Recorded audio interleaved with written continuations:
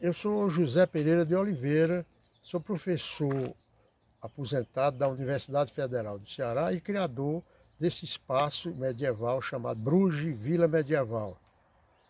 Hoje eu tenho a satisfação, para aqueles que não conhecem, de apresentar esse espaço localizado na região do Cariri, precisamente no município de Santana do Cariri, e que a gente tenta reproduzir e criar todo um clima de como seria uma visita sua na Europa, principalmente naquelas áreas que ainda existem as construções remanescentes do período medieval.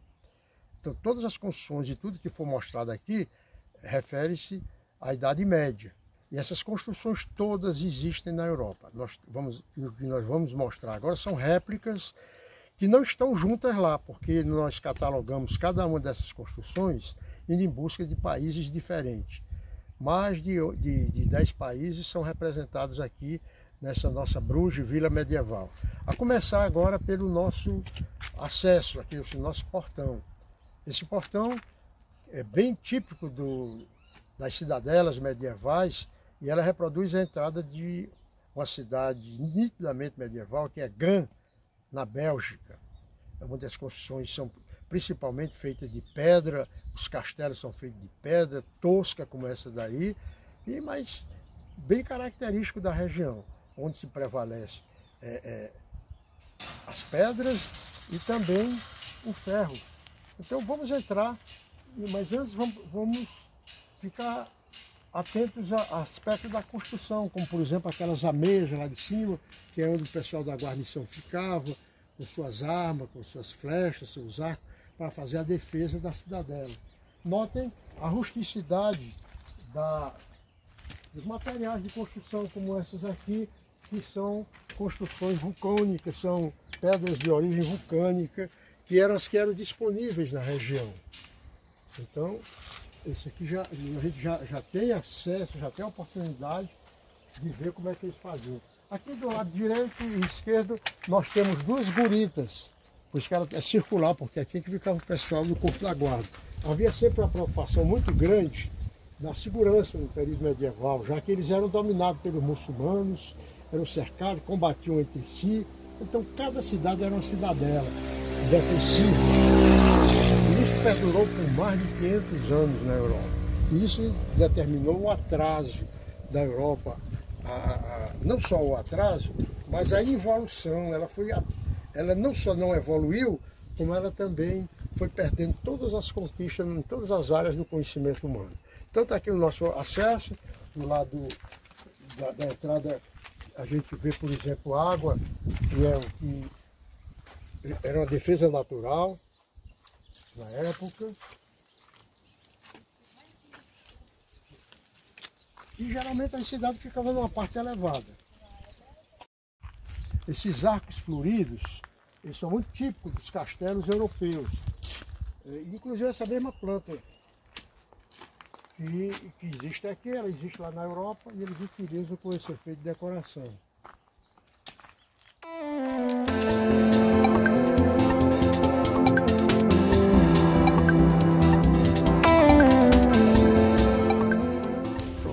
Essa é a primeira construção antes de entrar na vila propriamente dita.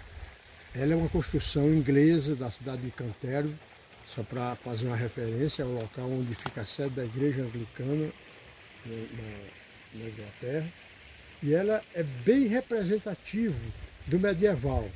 Quero chamar a atenção para o revestimento de madeira, essa estrutura que mantém a construção de pé, e que ela não tem um efeito decorativo, ela tem uma característica estrutural. Ela é até construída antes de você fazer o reboco final da casa.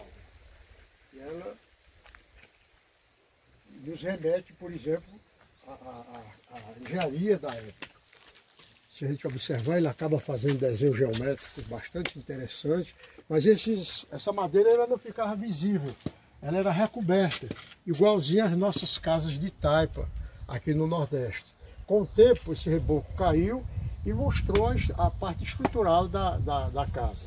Elas eram pequenas assim, as pessoas, o conceito de habitação daquela época era muito restrito, as pessoas viviam mais fora de casa do que dentro, Dentro de uma construção pequena como essa, morava uma família inteira.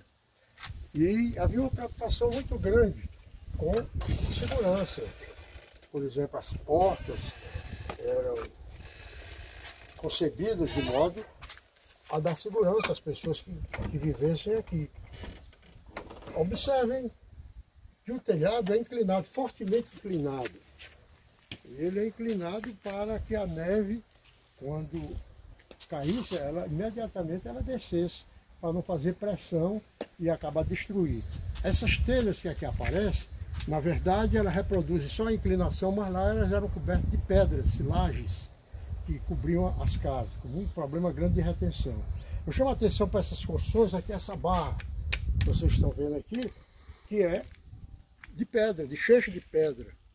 E como isso aí era um patrimônio do senhor feudal, ele não podia fazer a construção toda. Alguém fez isso aí um pouco clandestinamente. Mas depois prosseguiu formando com columbagem, que é essa estrutura de madeira.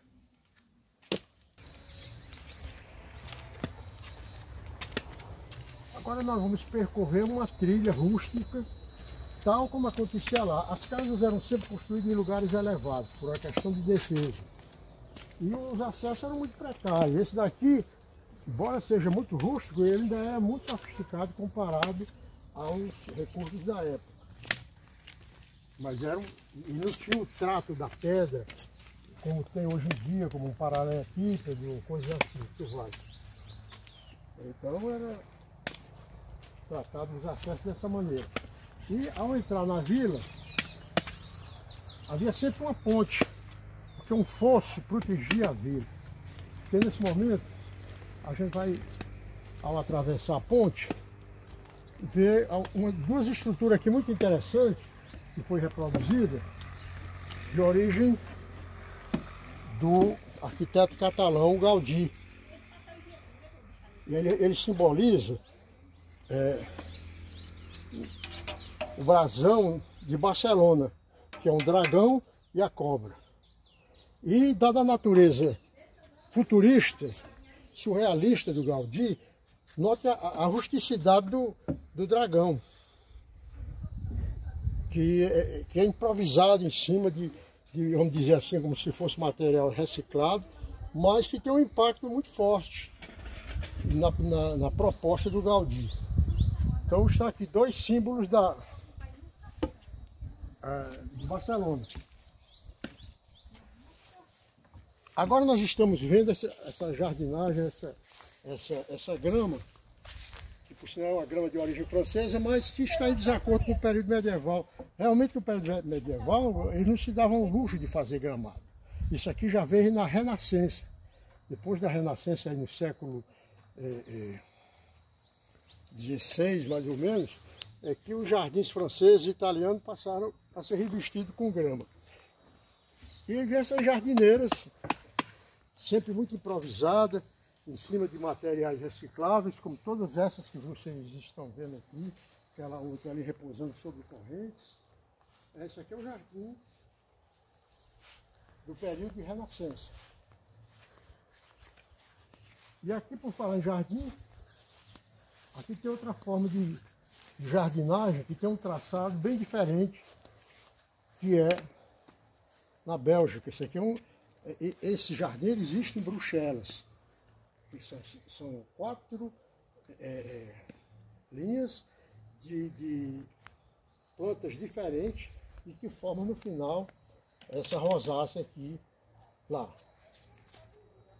Aqui, tocando aqui o jardim, nós vamos encontrar aqui uma visão do período medieval, em que eles acreditavam que o mundo, a Terra era o centro do universo e que o Sol e os outros planetas giravam em torno dele.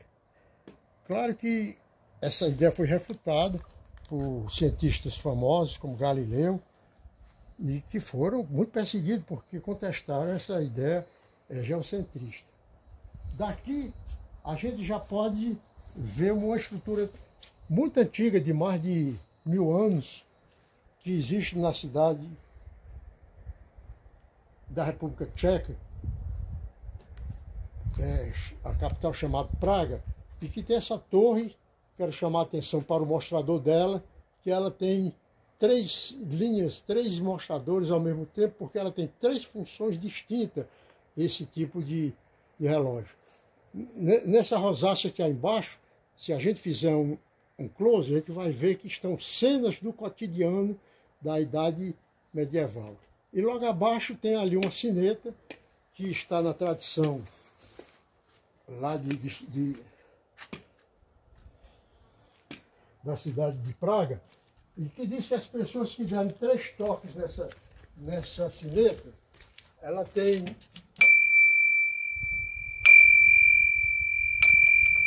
o seu pedido aceito pelo menino Jesus de Praga. E aqui aparece lá em cima, mantendo o guardião, que é um corvo, símbolo de Praga. Praga, como eu já disse, é a capital da República Tcheca.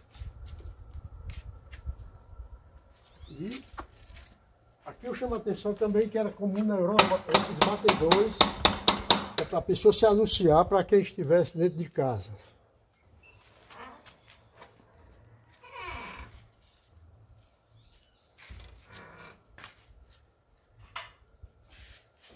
E aqui nós temos outra construção em que aparece a madeira fazendo o verdadeiro traçado original, principalmente pela composição de triângulos, que dava a sustentação desses avanços que garantia as pessoas ficarem protegidas durante o momento que nevava.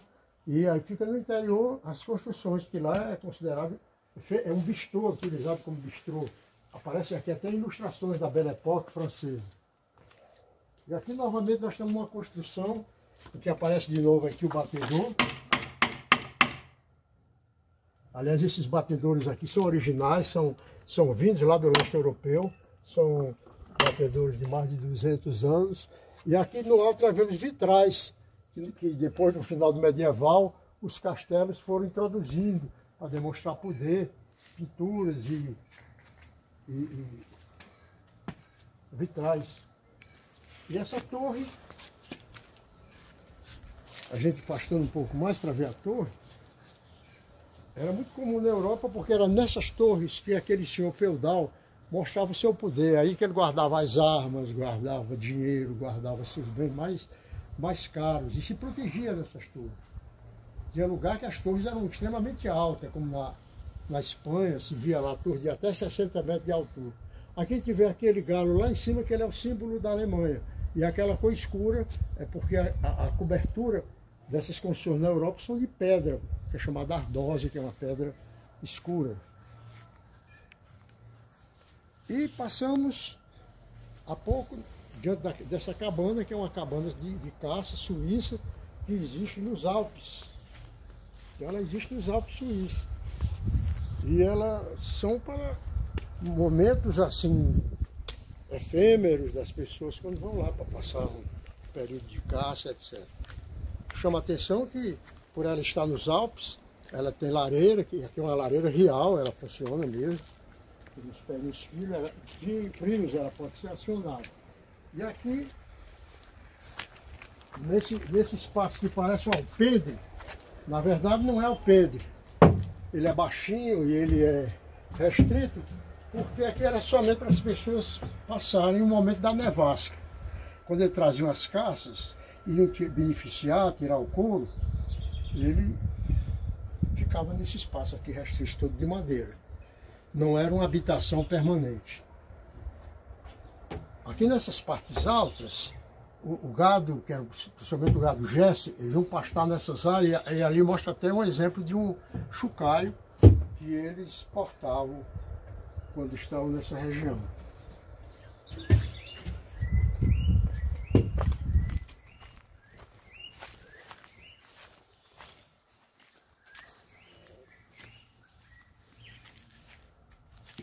Essa construção também é outra construção suíça, toda de madeira, e era para temporadas que as pessoas passavam em certo momento do ano, não era uma moradia permanente. E aqui tem uma curiosidade, que eu estou dizendo pela primeira vez, eu estive agora há pouco tempo na Suíça e fui visitar essa casa que eu estive há 40 anos atrás. Não existe mais. No local tem uma cidadezinha. E as lembranças e o registro histórico não ficou. Hoje em dia, um suíço quiser ver como eram essas casas lá em Títeres, terá que vir aqui para o Cariri, para ver a réplica, porque lá não ficou.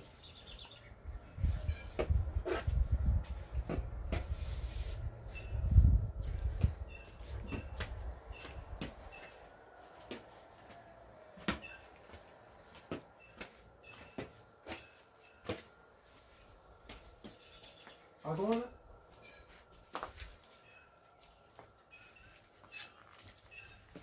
nós vamos nos aproximar de Portugal e temos aqui um exemplo de uma taberna feita no século XVI, portanto, no período mais moderno, mas ainda no período final do medieval, em que todos os elementos do período medieval estão presentes, como por exemplo a torre, a bandeira lá no alto, as columbagens de madeira, a inclinação de proteção contra o clima, e enfim, esses portões largos, essas grades de ferro, bem típico, que nós poderemos até entrar agora aí e ver como seria o interior de uma taberna, que funciona como um restaurante, lá e aqui também. Aqui, debaixo da torre, então tinha essas grades de ferro, onde os prisioneiros ficavam. Na parte de cima, ele guardava os bens, guardava as armas, e tinha várias finalidades. E dentro aqui, nós estamos entrando numa taberna. Vem aqui o balcão para atendimento, está lá o barril, as bebidas à amostra, o mobiliário europeu. E aqui uma curiosidade, nós estamos diante de um quadro que foi pintado 60 anos antes da descoberta do Brasil. É um quadro muito famoso na Europa. E nele aparece com destaque o Frei Henrique de Coimbra, que criou a escola de Sagre, e aqui ele gastou 60 anos para demonstrar para a população que a Terra era redonda e não era plana. Por coincidência está voltando essa teoria, porque durante bastante tempo a Europa acreditava que a Terra era plana, e que havia uma parte finita dela, que quando o mar acabava, as pessoas que iam navegando sumiam naquele limite. É bom esse quadro que você vê os trajes das pessoas. Essa aí era a sociedade, lá de Lisboa na época. Os clérigos, os cavaleiros, como esse daqui, os homens de sociedade, o hábito das mulheres, das anciãs, de pessoas da população. Aqui aparecem 64 pessoas daquela época. Todas reconhecidas naquela ocasião. Eram só celebridades do país que apareciam nesse quadro. E ele está lá. E aqui nós temos, por exemplo, um castiçal francês, em cima de uma bancada, também medieval. E assim, hoje aqui é um restaurante e nós recebemos as pessoas aqui. Dessa janela, nós vamos ver uma carruagem medieval. Era uma carruagem para 3 pessoas e que era um meio de transporte restrito à burguesia, à nobreza. E bem em frente nós estamos vendo aqui um moinho holandês. Na Holanda existem centenas de moinhos como esse, hoje sem função, mas naquela época ele tinha a função de bombear a água quando invadiam os terrenos que estavam abaixo do mar. E aqui esse local retrata esses momentos aqui diferentes.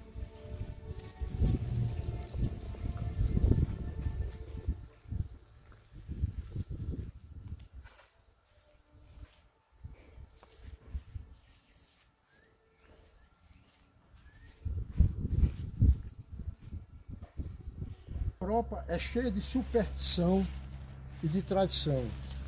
Esse arco reúne esses dois sentimentos. É um arco que tem na Bélgica, na Áustria. E recebeu o nome de Arco do Amor Eterno, porque a tradição diz que quem passar por esse arco tem assegurado o amor eterno com a pessoa que ele tem em mente. Tanto faz o movimento indo como voltando, ele não tem que fazer nenhum pedido, ele tem que só passar pelo arco com esse tipo de sentimento, na busca do amor eterno. Então, é uma reprodução exata desse arco que está na Praça de Strauss. E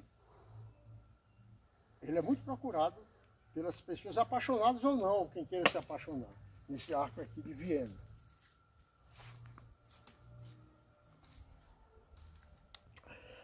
Pode se perguntar por que fez-se a opção de fazer a Europa medieval. Por acaso teriam outras Europas, além da medieval? Claro que sim. Você viajando na Europa, você tem a oportunidade de visitar a Europa pelo menos em 4 grandes momentos. Por exemplo, a Europa antiga, representada pelo Império Romano, cujas ruínas estão espalhadas na Europa toda. Claro, principalmente na Itália, mas na Inglaterra, na França, na Bélgica. Em qualquer país da Europa nós temos os vestígios da civilização antiga dos romanos, que foram destruídas ao longo do tempo e pelas guerras e pelos invasores. Mas estão lá. Alguém poderia fazer essa viagem só para ver como seria a Europa na antiguidade. A segunda Europa que você vai encontrar lá é a Europa do período medieval, que é essa que nós estamos representando nesse espaço. É aquele período que vai aí do século 1000 a 1500, e época da dominação dos muçulmanos, e que teve uma arquitetura muito típica e muito própria daquele período. Depois nós temos outra Europa, que é a Europa da Renascença, do Renascimento, que vai a partir do século XVI, onde ressurge a Europa com aquelas grandes obras de artistas célebres, como Leonardo da Vinci, Michelangelo, Carelli, e muitas outras figuras de expressão, não só na arte, como na arquitetura e em outras áreas de conhecimento. Então esse é o período da Renascença. É nessa Renascença que a Europa volta ao esplendor, com seus grandes castelos, seus belos jardins, as suas casas de show, suas casas de ópera, suas indumentárias coloridas. É aquela Europa que costumam mostrar em filme e mostrar em vídeo de televisão, em que aparecem príncipes e princesas. Esse povo, esse registro é do período da Renascença. Nem é do período antigo, nem é do período medieval, porque o período medieval era muito ascético, era muito restrito, um castelo daquele, todo de pedra. Na verdade, nem mobiliário interno tinha, as roupas eram de tiares rudimentares, não é como no período da Renascença.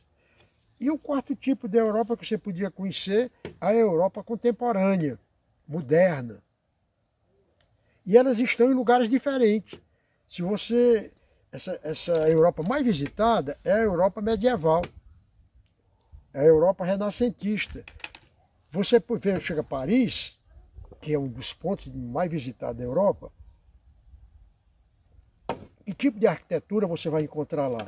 A arquitetura da época napoleônica, de 300 anos atrás, e do período de Renascença, e que foram abandonadas ao longo do tempo.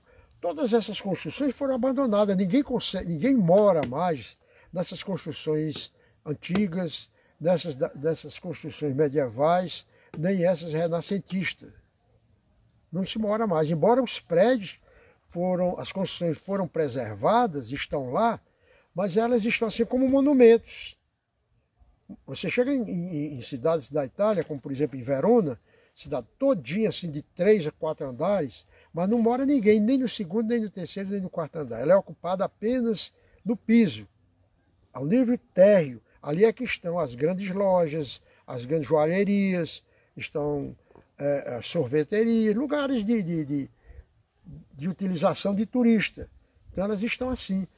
E falta um elemento muito importante na Europa para o turista tomar contato. São os nativos. Porque os franceses não moram, como eu disse agora, nessa parte medieval, não está nessa parte de renascença, das antigas, eles estão na moderna, na atuais. E essas construções atuais estão nas periferias dessa cidade, distante de Paris, distante de Madrid, distante de Londres. Elas não estão ali. Aquilo que você está vendo é o que já foi a Europa. Esse é o tipo de sentimento de informação que eu quero passar para quem quer conhecer um pouco da Europa. Então você vê mais o que foi a Europa. Onde é que estão os cafés, os bistrôs da Belle Époque, onde está Montmartre, onde está na França, Pigalle, lugar da prostituição da França? Não existe mais. Ali, pelo menos para os nativos, não existe. E onde está a população? Por que você não vê? Porque elas foram substituídas. Hoje na Europa, quando você circula pelas ruas de Paris, nas ruas de Madrid, nas ruas de Londres, você vai encontrar o quê? Muito chinês, milhares de chineses, milhares de japoneses, milhares de indianos, milhares de sul-coreanos, milhares de asiáticos de toda a origem que tomaram de conta das ruas, não só como turistas e ocupando os restaurantes, os bares, os bistrôs, mas muitas vezes ocupando também os pontos de trabalho. É normal você chegar numa loja e quem está lhe atendendo é um muçulmano, é uma muçulmana, não é mais o francês, não é mais o inglês. Isso acontecia na minha primeira viagem que eu fui à Europa há 40 anos. Isso acontecia, era normal você chegar na França e estar falando com francês. É você chegar em Londres e estar falando com londrino. Hoje você vai fazer uma compra no magazine, numa loja qualquer, quem está falando com você é um árabe, por exemplo. É um asiático. A população local se ocupa muito pouca do comércio, daquele tipo de atividade. Mas você entra num restaurante e pede um vinho, o vinho ainda é francês, ainda é italiano. A cerveja ainda é alemã, mas quem está lhe servindo não é mais as pessoas desse país. Então muita gente viaja e se frustra porque prepara o seu inglês, prepara o seu francês, seu italiano para interagir com a população, mas era melhor você ter se preparado o seu mandarim para poder falar com os chineses que você encontra tanto na rua, o indiano, o muçulmano, porque não existe mais. E isso aconteceu uma coisa assim muito dramática. As grandes catedrais, os grandes templos cristãos viraram museus, porque o povo não mora mais ali. Então você tem uma catedral enorme, mas a população de fiéis estão distantes, às vezes quilômetros daquele lugar. Eles não estão se escondendo, mas é porque morar nessas cidades como aquelas que eu falei, é muito inconveniente, porque as construções medievais eram muito restritas, pouco funcionais. As construções mesmo da Renascença privilegiavam muito mais a estética, a beleza, a arte, do que a comodidade e o conforto. De modo que você vê uma construção enorme e ali não tem espaço para a pessoa morar. Além disso, tem outra coisa que eu acho deplorável. Eu vou citar só um caso aqui, mas ela se repete na Europa todinha. Você chega em Paris e quer conhecer o Louvre, que é o símbolo das construções palacianas da Europa. É lá que morou o rei Luís XIV, Luís XV, Luís XVI, lá que morou a Maria Antonieta, a época da Revolução Francesa, eram os grandes palácios da França. Isso não faz tanto tempo, estou falando de coisa aqui de 300 anos atrás.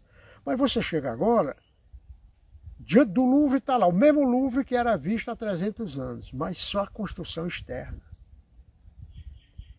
Internamente, quando você passa a porta, já tem lá uma catraca para você pagar. E lá dentro você vai encontrar um supermercado iguais aos nossos aqui, onde estão sendo vendidos toda sorte de mercadoria. Depois você vai encontrar restaurantes, lanchonete, McDonald's, tudo dentro desse palácio. Então o palácio é uma ficção. Ele só existe a parte externa, não existe mais nada lá dentro. Aí se eu quero ver a Mona Lisa, aí é usada todo o marketing para você chegar na Mona Lisa. que eles escondem no local que a seta está indicando Mona Lisa, aí você para na praça de alimentação, aí sai Mona Lisa, aí está na área de vestuário, Mona Lisa está de eletrodoméstico, Mona Lisa, aí está no eletroeletrônico. Depois que você percorre o palácio todinho, você finalmente chega num pequeno espaço onde está a Mona Lisa. Há 40 anos atrás, quando eu estive em Paris, eu tocava na vidraça da...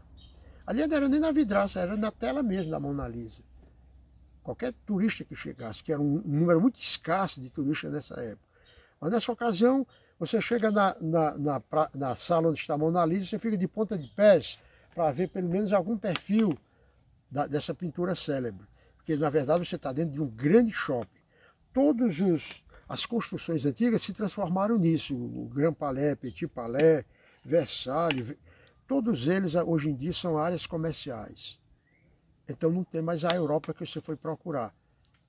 Como você está indo pela primeira vez, você pode imaginar, está aqui Paris. Ali é a construção de Paris de 300 anos atrás. Mas não estão ali os parisienses sentados aqui numa mesa e você vendo ele consumindo aqui, por exemplo, o vinho dele, aquelas iguarias tão próprias, na Itália eles comendo aquelas massas, etc. E aqueles cânticos. Isso você não vê mais, eles vão para o interior. Aí quando chega no interior, aquelas grandes cidades do interior repetem o mesmo modelo. É uma cidade, hoje a Europa é um continente tomado por turistas. É mais fácil tu encontrar um brasileiro na França do que encontrar um francês. Porque eles não estão ali mais. E eles estão refugiados. Eles estão nas cidades dele e eles detestam que os turistas circulem lá na cidade deles, que eles não estão ali para ser vistos como animais. E aí ninguém também tem interesse de ver. Quando chega lá são casas, jardins comuns, praças comuns, roupas comuns. Eu já vou encontrar nos metrôs, tantos metrôs que tem na Europa, tantos trens que tem na Europa, vamos encontrar nesses metrôs, nesses trens, ou nos ônibus, e não encontra. Por quê? Quem está dentro desses metrôs, desses ônibus, desses trens, são os turistas. Senta aqui num trem daquele, aí está todo mundo com os olhos ocidentais. E está lá os indianos com aqueles hábitos dele tão estranhos, e aí você não vê. Aí ela vai passando numa cidadezinha pequena, também lá não estão os europeus. Então, os europeus, existe uma população decrescente, cada vez tem menos europeu, cada vez tem mais asiático, cada vez tem mais populações africanas. Outro exemplo que eu podia citar, você vai visitar a Torre Eiffel de Paris, onde recebe por ano 6 milhões de turistas. É mais gente do que o que visita o Brasil o ano todo, só na Torre Eiffel. Mas não convide um francês para visitar a Torre Eiffel, porque ele nunca foi nem pretende ir.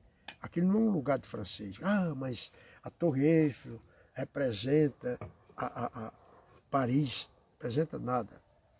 Ninguém vai mais lá, nem os camelô que lhe abordam são os africanos, insistindo para você comprar bugiganga. Você chega lá na Torre Eiffel 5 horas da manhã e só consegue subir às 8, depois sobe, quando chega lá em cima não vê nada demais, porque a própria Torre Eiffel já está no lugar elevado e lá em cima você não vê mais nada do que tem. Resta você ir para a roda gigante, que tem uma roda gigante, como agora inauguraram uma no Brasil, que tem outra em Londres, mas aquela roda gigante é operada por estrangeiro. E você, quando sobe na roda gigante, você não vai encontrar crianças nem jovens franceses, você vai encontrar lá turistas. Hoje é um continente do turismo, feito para o turismo. Os aeroportos são imensos para caber aquela horda de turistas. Tem corredores nos aeroportos da Europa que tem 1 quilômetro de extensão, indicativos justamente para estrangeiro. É uma visita decepcionante. Eu não quero fazer a propaganda de Bruges, mas aqui pelo menos você está diante de construções europeias que já existiram e que tem uma certa vitalidade. No nosso restaurante, por exemplo, tem gente que trabalha lá, tem os nossos visitantes, tem as discussões que vêm aqui, mas no íntimo mesmo, ela também acaba sendo cenográfica como da Europa. Embora nós tenhamos hospedagem aqui, mas eles são transitórios, como acontece na Europa.